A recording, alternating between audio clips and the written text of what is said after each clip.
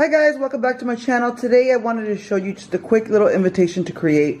It's not too big of a deal, but I just thought I'd show you because some people said that they were interested. But okay, so this is just regular cardboard that we got from our neighbors, and we cut it up into what it looks like, rainbows, one big, one small.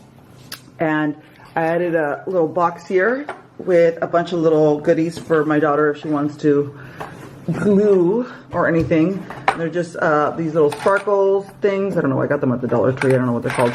Some rocks, some buttons, some paper clips, some beer tops, some buttons, some fabric, burlap, some feathers, some sparkles, and some more fabric, and just, you know, whatever you want to add. And then I'm thinking that she probably is going to want to paint, so that's why I put this here. But so she's obviously very excited. She's already sitting here waiting, and I made a smaller one for Maya, just in case Maya wanted to do it too, because she usually wants to do whatever her sister's doing. And here's another little small one.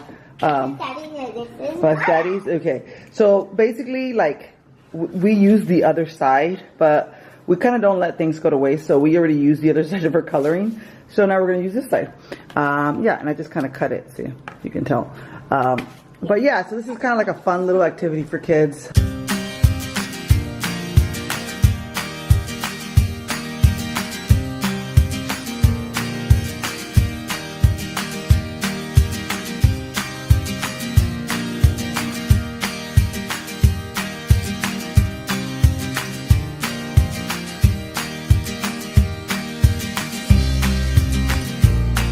So this actually turned into a family activity, and this is kind of like one of Lyric's favorite things, is when we all kind of get together and do things like this together. So Daddy over there is making a rainbow as well.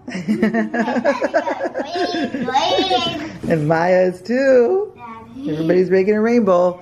I made a little one over here. I made the door. I'm such an artist.